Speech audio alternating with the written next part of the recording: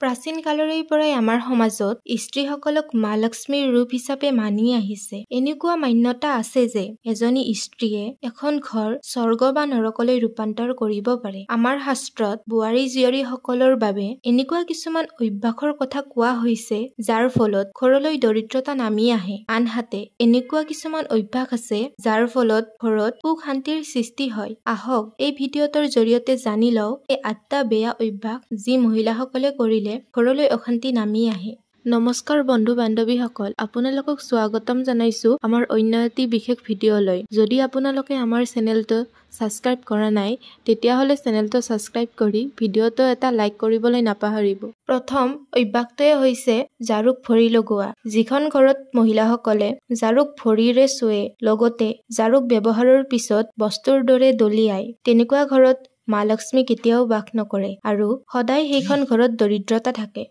দ্বিতীয় অভ্যাসটোৱে হৈছে চুলাত বাহি বাচনৰ ব্যৱহাৰ। যদি ঘৰৰ মহিলাসকলে চুলাত বাহি বাচন থৈ ৰাতি শুৱে, তেনেকুৱা ঘৰত মা লক্ষ্মী বাস নকৰে। এইটোও দুখ আৰু দৰিদ্ৰতাৰ সৃষ্টি কৰে। তৃতীয়তে দৰ্জা জোৰকৈ মাৰি দিয়া। যিখন ঘৰৰ মহিলাই ভৰিৰে দৰ্জা স্পৰ্শ কৰে বা জোৰকৈ দৰ্জা জপায়, তেতিয়াও মা লক্ষ্মী ক্ৰোধিত হয় আৰু সেইখন ঘৰত মা লক্ষ্মী কেতিয়াও বাস নকৰে।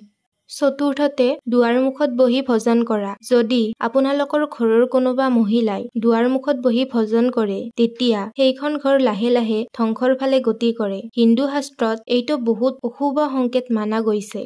5 নম্বৰতে পাকঘৰত বাহি বাচন। যদি ঘৰৰ মহিলাসকলে ৰাতি পাকঘৰত বাহি বাচন ৰাখি টোপনি যায়, তেতিয়া দৰিদ্ৰতাক নিমন্ত্ৰণ দিয়াৰ দৰে হয়। এনেকুৱা হবলৈ নিদিব। ঘৰত সুখ শান্তিৰ বাবে সপ্তাহত একবাৰ হলেও সাগৰীয়া নিমখেদি ঘৰ মুচিব। এনেকুৱা কৰিলে আপোনাৰ ঘৰখনত মা লক্ষ্মীৰ কৃপা সদায় থাকিব। 6 নম্বৰতে সন্ধিয়াৰ সময়ত ঘৰত ঝাৰু দিয়া। যিসকল মহিলাই ৰাতিপুৱাৰ সলনি গধূলি বা ৰাতি ঘৰত ঝাৰু দিয়ে, সেইখন ঘৰত দৰিদ্ৰতাই দেখা দিয়ে। সেইকাৰণে এই অভ্যাসটো এৰিবলৈ চেষ্টা কৰক। 7 নম্বৰতে দেৰিলৈকে শুৱা। যদি কোনোবা মহিলাই দেৰিলৈকে শুৱা অভ্যাস আছে, তেতিয়া ঘৰ আৰু পৰিয়ালটোৰ বাবে সেইটো অশুভ মানা যায়। যদি কোনোবা মহিলাই দেৰিলৈকে শুৱে, তেতিয়া তেওঁৰ স্বামী আৰু তেখেতৰ পৰিয়ালৰ অসফলতাৰ কাৰণ বুলি মানা যায়।